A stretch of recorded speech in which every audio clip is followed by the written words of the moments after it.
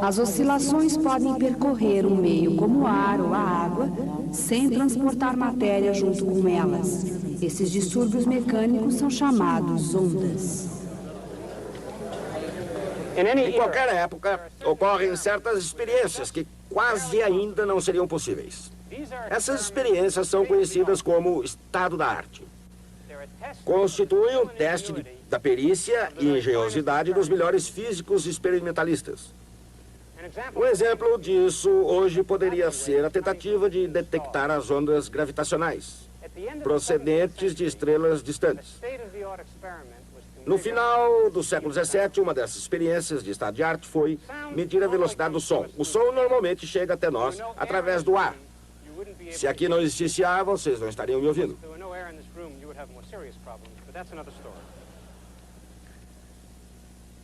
Naturalmente, vocês enfrentariam problemas mais sérios, mas isso é outra história. O som se propaga muito rapidamente, mas sua velocidade não é infinita. Podemos ouvir ecos, o som se refletir em paredes distantes. Vemos o relâmpago antes de ouvirmos o trovão, porque a luz se propaga com maior rapidez que o som. Há 300 anos, um dos que tentaram medir a velocidade do som foi o próprio Isaac Newton. Suas medições não foram as melhores obtidas em sua época. A física experimental é uma arte e não era o forte de Newton. Mas é interessante observar como ele tentou fazer essas medições. No Trinity College, havia um longo corredor onde se ouvia um eco. Ele tentou medir o tempo que um som levava para chegar ao corredor e voltar.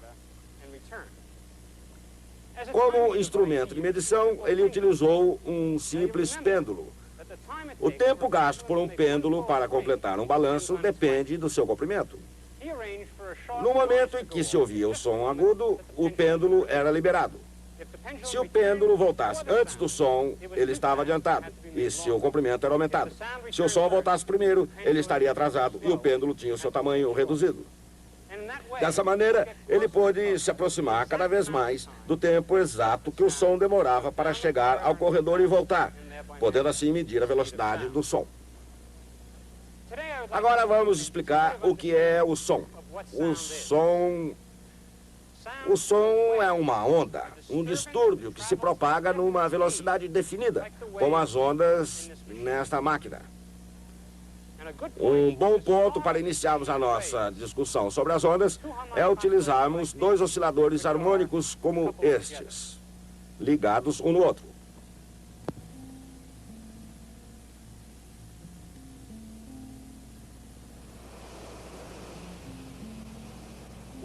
A água, a luz, o som, até mesmo a pressão, todos se propagam em ondas. De fato, através de todo o mundo físico, as ondas são um dos fenômenos naturais mais comuns.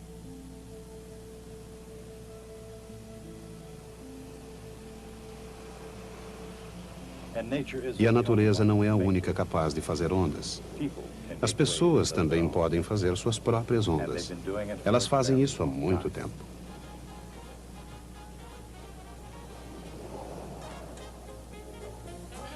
Nova York, 1926.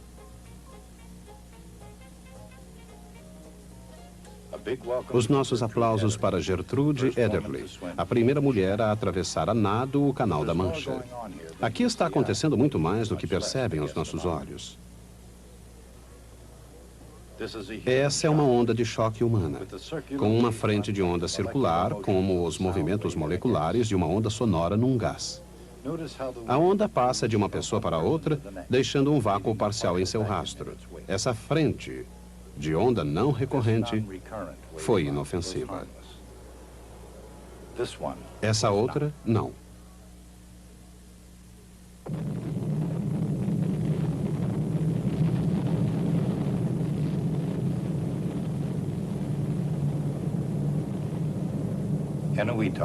Eniwetok, 1952.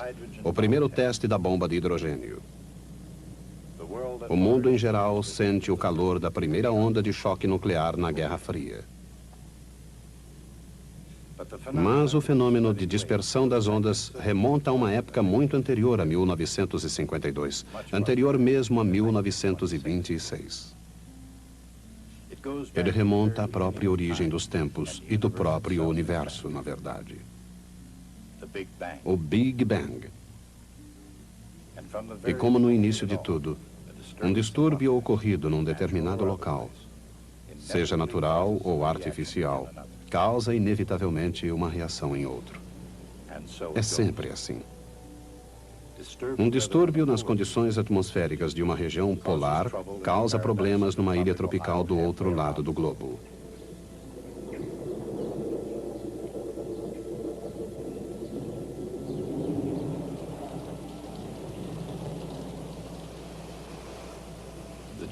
A cadeia de eventos e fenômenos terrestres, ligados por laços infinitamente complexos, pode ser melhor observada à distância.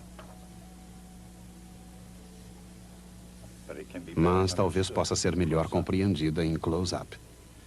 Isso porque não importa quão complexo pareça ser o sistema. Um princípio básico dá início à explicação de seus aspectos físicos.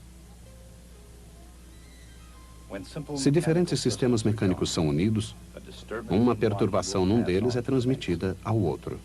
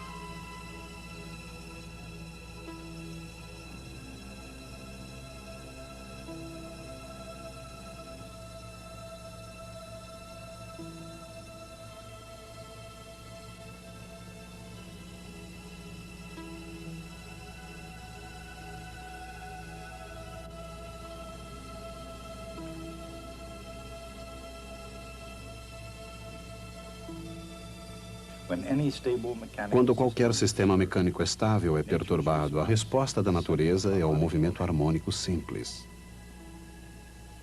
No caso de um oscilador isolado, isso é o máximo que acontece.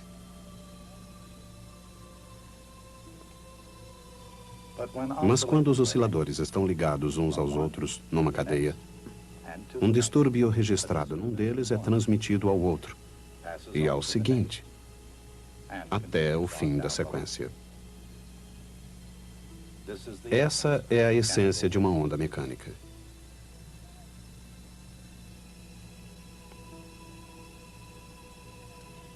Às vezes, osciladores mecânicos individuais são fáceis de distinguir.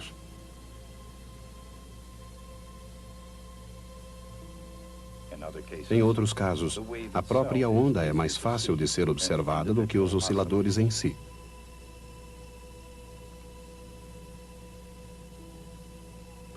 Talvez ainda mais surpreendente, as ondas se propagam não apenas ao longo da superfície da água, mas até mesmo no interior de um sólido cristalino. A velocidade de uma perturbação depende do meio através do qual ela passa e da ligação entre uma partícula de matéria e outra. Se a ligação é fraca, a perturbação passa lentamente. Se é forte, isso acontece rapidamente. Mas não importa a velocidade ou o meio, a água, o ar, até mesmo um sólido. Todas as ondas que se propagam através de qualquer meio são chamadas ondas mecânicas. As ondas mecânicas, ou impulsos, passam através de um cristal de átomo para átomo, porque cada átomo está preso a uma posição de equilíbrio por forças elétricas. Quando perturbados, eles agem mecanicamente, exatamente como massas ligadas por molas. Quando o impulso se propaga através de um sistema, nenhum oscilador se propaga, apenas a perturbação se propaga.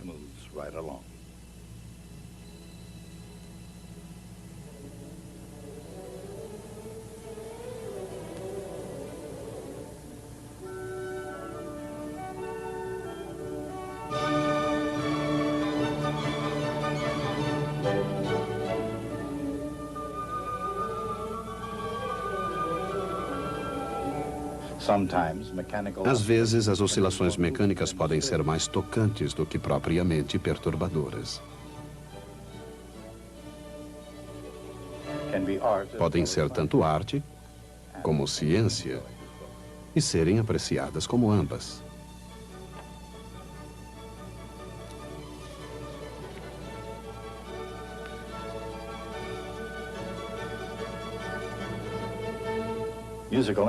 Os instrumentos musicais emitem ondas contínuas através do ar. Ondas que podem ser não só ouvidas, mas também visualizadas.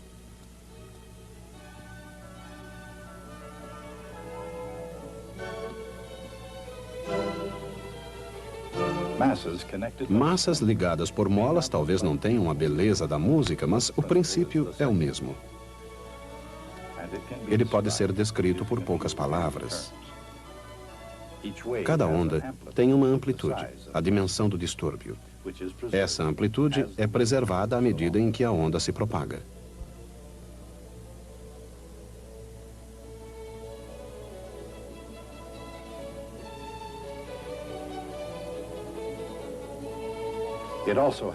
Ela possui também um tempo definido para cada ciclo completo, chamado período. O inverso do período é chamado frequência.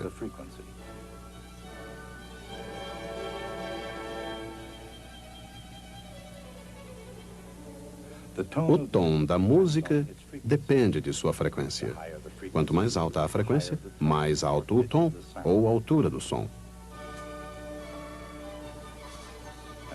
E a intensidade ou volume da música depende da amplitude. Mas não importando sua intensidade, os sons estão sempre em movimento. E independente do tom ou da intensidade, todo som se propaga no ar exatamente na mesma velocidade. Se isso não acontecesse, cada ouvinte ouviria uma apresentação diferente.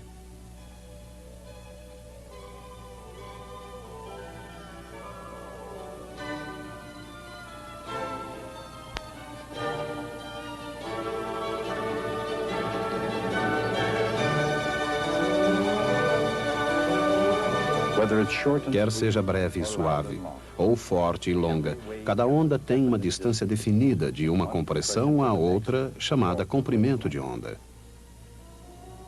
O comprimento de onda é igual ao período vezes a velocidade da onda. Ou, em outras palavras, frequência vezes comprimento de onda é igual à velocidade. Frequências mais baixas produzem um maior comprimento de onda, mas a velocidade permanece a mesma.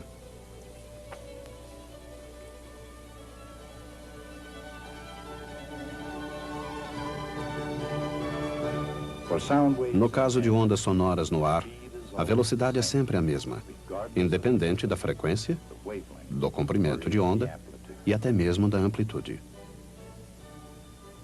Mas nem todas as ondas alcançam essa posição de equilíbrio.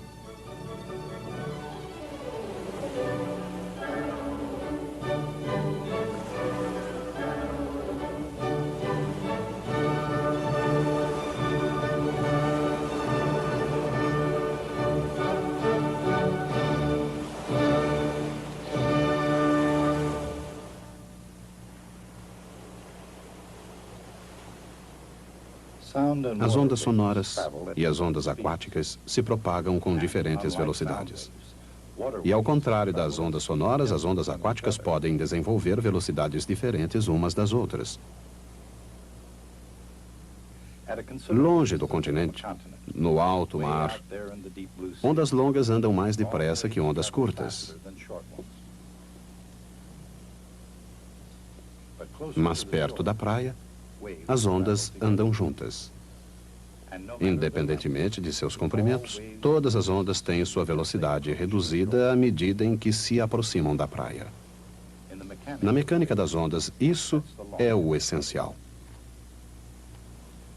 Porque, tanto na terra como no mar, na verdade, em qualquer lugar, todas as ondas mecânicas observam os mesmos princípios básicos. Onde quer que ocorram ondas, Os osciladores harmônicos respondem e voltam para trás. Os osciladores estão ligados de tal maneira que o ciclo de cada um excita o oscilador ao lado. Mas o que determina a velocidade de movimento das ondas? No caso de massas ligadas por molas, a velocidade da onda depende da rigidez da mola, da massa de cada oscilador e da distância de equilíbrio entre elas.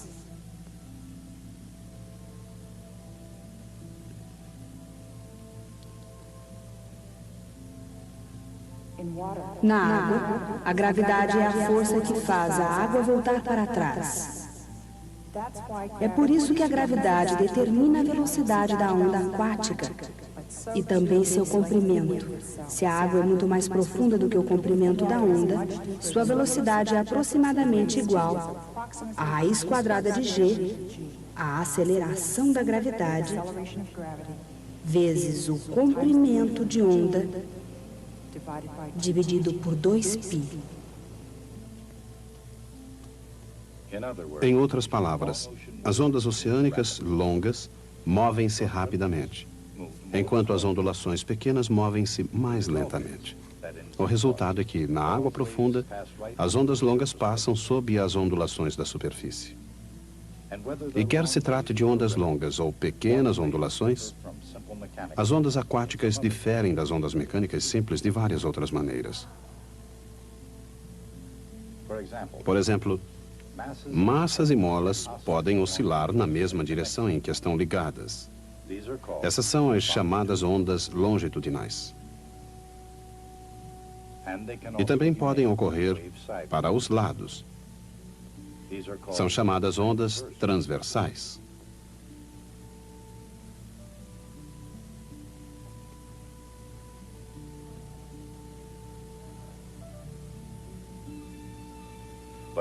Mas as ondas aquáticas não são nem longitudinais, nem transversais. Na verdade, cada partícula de água na superfície se move ao longo de uma pequena circunferência. Cada circunferência é ligeiramente deslocada da próxima, produzindo juntas a familiar ondulação da superfície da água. À medida em que a onda aquática se aproxima da praia, ela entra em contato cada vez maior com o leito do mar, o que reduz a sua velocidade. Quanto mais próxima estiver a superfície do mar, de seu fundo, mais lenta a onda. Em águas rasas, a velocidade da onda é aproximadamente igual à raiz quadrada da aceleração da gravidade vezes a profundidade da água. Quando isso acontece, a parte fina da onda se move mais rapidamente do que a sua parte mais grossa, comprometendo sua forma de onda senoidal e, finalmente, fazendo a onda quebrar.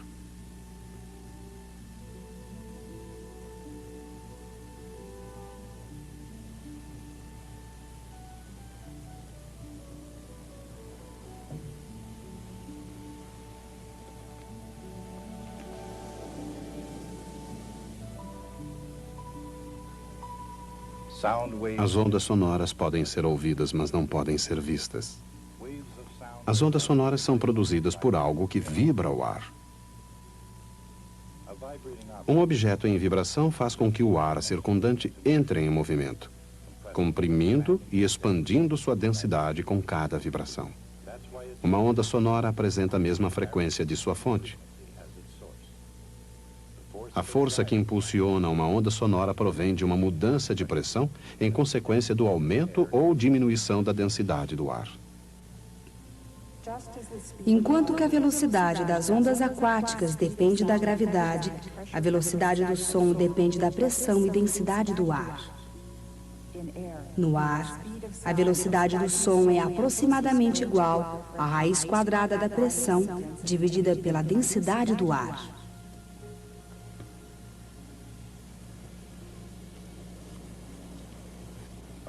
Em todo o mundo, no cenário mais delicado ou no mais violento, uma infinidade de partículas de matéria vibram em uníssono. E, de acordo com os princípios do movimento harmônico, Elas produzem o fenômeno da onda mecânica.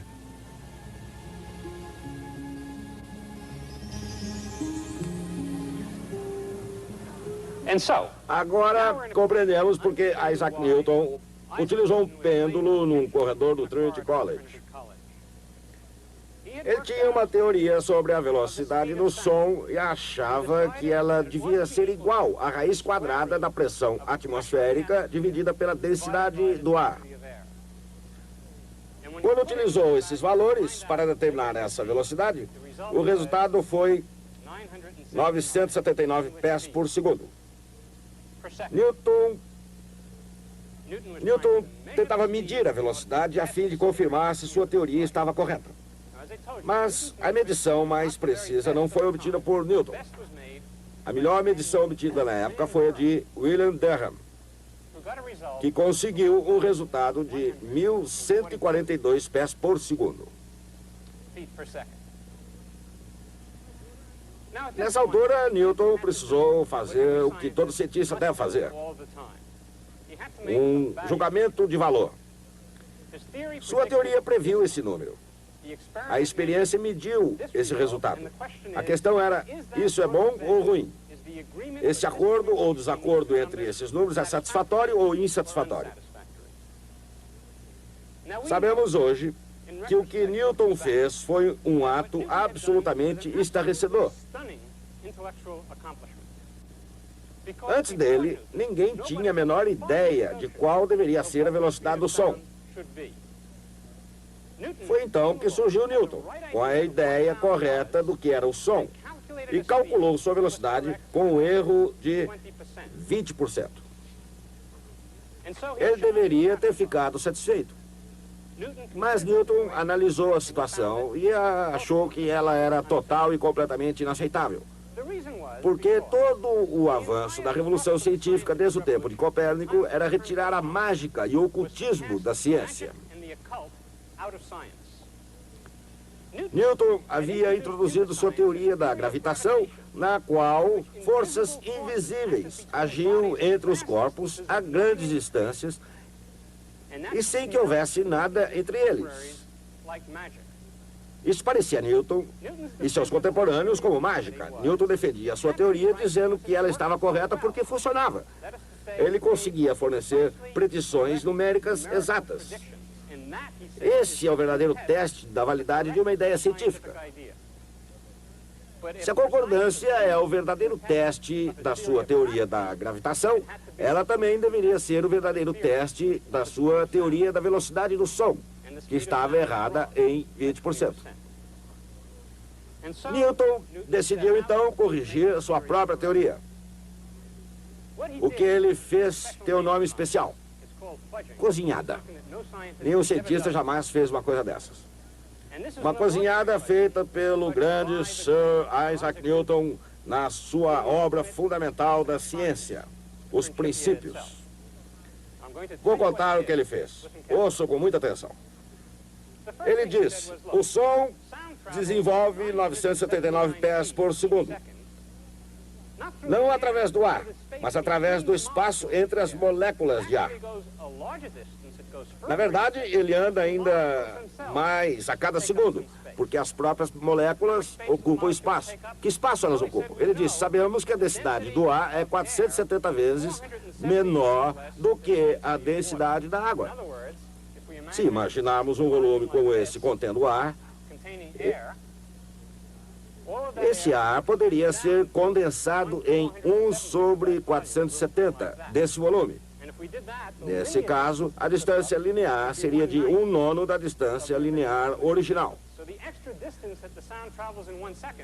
A distância extra percorrida pelo som em 1 segundo é 979 dividido por 9, que é 108 a mais. Se ele acrescenta esse valor, obtemos 1.088 pés por segundo. O resultado está mais próximo, mas ainda não satisfaz Newton. Ele disse: o ar é 10% vapor de água. Como é que ele sabia disso? Ele não disse. A água não participa desse processo. Por que não? Ele não disse também por quê. Deveríamos ter dividido pela raiz quadrada de 9 décimos da densidade do ar. O outro 1/10 é água. Devemos acrescentar a isso 1088 dividido pela raiz quadrada de 0,9. Isso representa mais 5%, cerca de 55 pés. Acrescentando esses 55 pés, o resultado é de 1.143 pés por segundo, comparável a 1.142 pés por segundo. Agora Newton estava satisfeito. Foi assim que Sir Isaac Newton fez a ciência e o raciocínio triunfarem sobre a mágica e o ocultismo. Até a próxima.